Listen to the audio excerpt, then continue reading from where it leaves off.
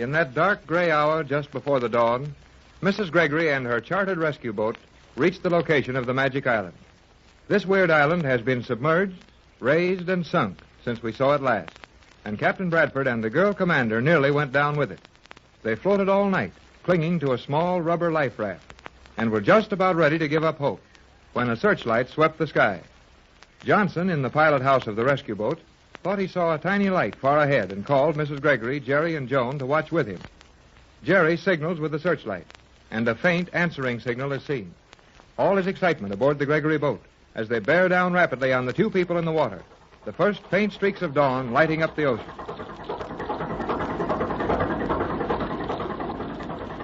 There they are, Johnson. No doubt of it, Mrs. Gregory. Yep, there's two of them, all right, and they're hanging on to something in the water. Some form of small life raft, I think. Yes, Joan, dear. That's what it looks like. Oh, how far are they, Johnson? Well, we'll pick them up in just 2 or 3 minutes. Hello, Tex! Hello, Tex! They cannot hear you, Jerry. But they're waving their arms. Look, they're all right. I told you they would be. Well, they're certainly active enough. Can't be much wrong with them. Well, I'll go and get the landing stage ready for them. Thanks, Jerry. Joan, dear, Yes, Mother. will you go into our cabin, lay out some warm, dry clothes for Elaine, and get out some extra blankets? She'll need them. Certainly, Mother. I will take care of everything. Apparently, the captain has managed to keep the Euclideans bottled up. There isn't one in sight. If he's done that, it's little short of a miracle. Ahoy! The boat! Johnson, did you hear that? Yes, sounded like the captain. It was. Oh, Johnson, he's all right. Tex! Hello, Tex! Oh, Johnson. Tex, he... Well, I don't blame you much, Mrs. Gregory. Hey, Skipper! Shove over here, on the double. Move faster than that, man. Can't you see Mrs. Gregory's fainted? Here, take her in her cabin. I'll give you a hand. I'm all right. I didn't faint, Johnson. Well, you certainly gave a good imitation of it. Hold on, Skipper. Why, You needn't carry me now, Skipper. I'll be all right. fainted. She didn't faint. Will you please put Mrs. Gregory down? Thanks, just the same, Skipper.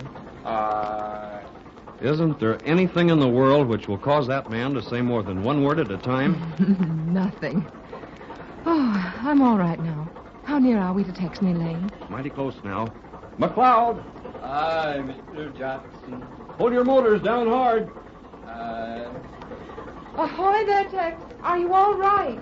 You're okay, Pat? How is Elaine? Doing very nicely, thank you. Another one of those girls you can't upset. Oh, Elaine is quite a person. I've got the landing stage all ready. Right, Jerry. I'll come back amidships. Go ahead, Mrs. Gregory. I'll stay on duty here. Thank you, Johnson. You're always on duty somewhere. Hurry up, Mrs. Gregory. We're nearly to them. Coming, Jerry. Stand by, McLeod. Full speed astern. Full speed astern. You'll have that stage alongside you in a minute, Tex. We're watching it. Be ready to grab this ladder, Elaine. I will do so, Captain. Let me go down the ladder, Jerry. Well, it's swaying pretty badly. No, I don't mind that. I want to be the one to bring them aboard. Well, okay, Mrs. Gregory.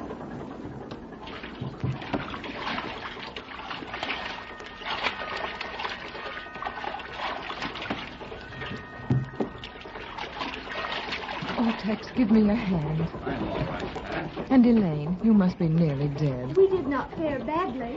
Come on up the ladder. I'll help you. Thank you, Mrs. Gregory.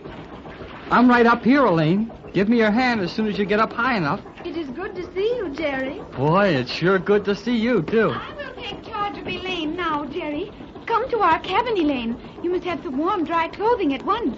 Hey, look. Look at the captain and Mrs. Gregory. Why, what did you see, Jerry? Oh, nothing. Not a thing. You hurry up and take Elaine to your cabin. I do not wish to trouble you. Oh, it is no trouble. Come at once with me, And Elaine. before you do anything else, you're going to get into some dry clothing and have something hot to drink. No time for that now. Hello, Gee. Jerry. Gee, we're glad to see you, Tex. Maybe you think I'm not glad to be here. Did you bottle up all the Euclideans? We sure did, son. Every last one of them. Say, how do we get them on board? Now, Jerry, that can wait. Tex needs some dry clothing and some hot food. Later, Pat. Just now, we've got to handle this matter of the Euclideans. Something may happen to allow them to escape. We'd better get busy. Well, what'll we do? I want you to go up and send Johnson to the radio cabin for instructions. You hold the wheel while he's gone. And tell the engineer not to move off this spot. Aye, aye, sir. I'll send Johnson to you right away. Tex, you're wet and cold and tired. All of that, Pat, there, but all of that can wait. Let's go in the radio cabin. Did things work out according to your plans? Not entirely. They almost had us when they raised that island again. But the last 2 bottles of my solvent sank the island. Elaine and I managed to hang on all night. Oh, at least it's warm in here. Yeah, and I'll have Jerry bring me some hot coffee when he comes back. You haven't heard anything from Euclidia on this radio, I suppose? No, and we haven't tried to contact them. Just as well, though they've probably heard all we said to each other. Well, welcome to the ship, Captain. Thanks, Johnson. Nice work getting here. Thanks to McLeod. He cried bitter tears over his 4 engines all the way down here. But he kept them running. Fair enough. Now, here's the setup. I want to take these Euclideans aboard at once. Quarters enough for them? I think so, Tex. We didn't have time to fix the boat up properly, but there are comfortable, clean quarters for nearly 300 below decks, and food enough to take us back to Los Angeles. That's all we need.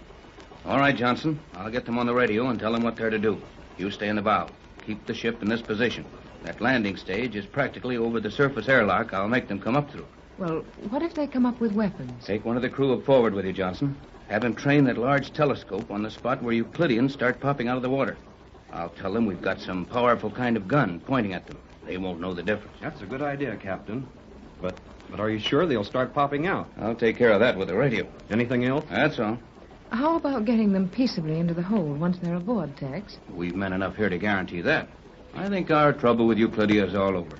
They won't have much fight left in them when they get up here. Well, I'll shove off. You want Jerry in here? Yes, for the present. I'll send him out to you later. He knows more of those Euclidean tricks than you do. Right, Captain. Well, Pat, here we are. Yes, Tex. Here we are. And last night I thought we'd never be together again. I'd like to do nothing but sit here and look at you. There's work to be done. First thing is to see if our friends care to enter into a little radio talk. Well, I doubt it. I think they will. Bradford to Euclidia. Bradford to Euclidia. Answer at once. What will you do if they refuse, Tex? They won't refuse. Thales, on Euclidia to Bradford. Euclidean transmission chamber to Gregory Boat. What is your message, Captain Bradford? Hello, Thales. You will pass these instructions to everyone in Euclidia. This is final. Do you understand that? Your instructions will be followed. Then listen carefully. You will arrange for your entire colony to come aboard this boat immediately. You will leave Euclidia only through the surface airlock near this boat. Any attempt to leave by any other means will force me to release my formula and immediately flood the city of Euclidia, destroying everything in it. What of the animals and various domestic fowl and beasts? They will be cared for. After you are all aboard, I will arrange a guard for my crew.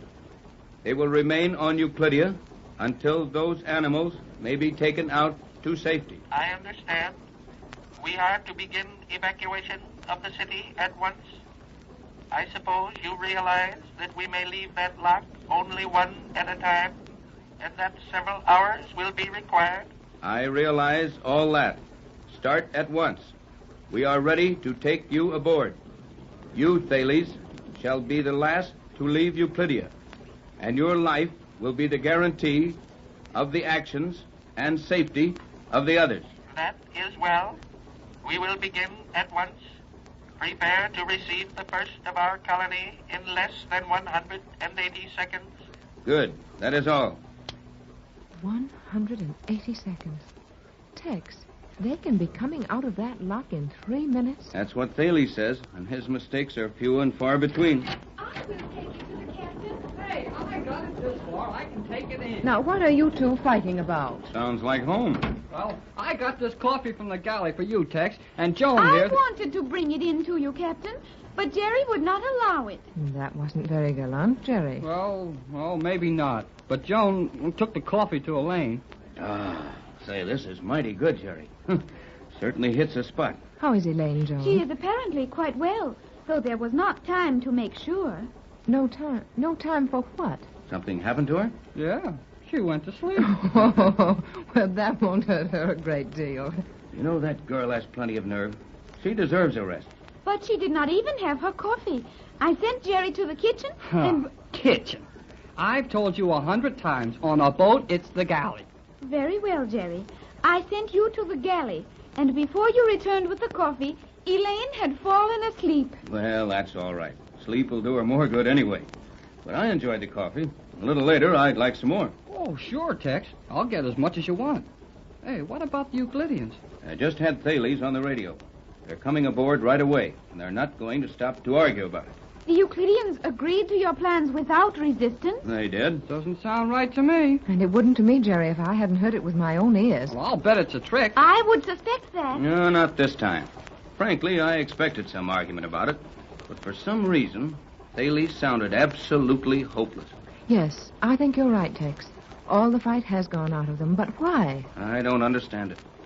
I'm just glad of it. Yes, Skipper? Come. What's up? Hurry. What's happening, Skipper? Lydian. Euclidean coming up out of the water? Aye. Oh, boy, come on, Joan. We've got to see Yes, this. Jerry, it is very exciting. Are the crew all lined up to run him into the hold? Aye. Come on, Pat. This is what we've been waiting for. Yes, Tex, this is what we've been waiting for. Hurry up. The first Euclidean is coming up the ladder.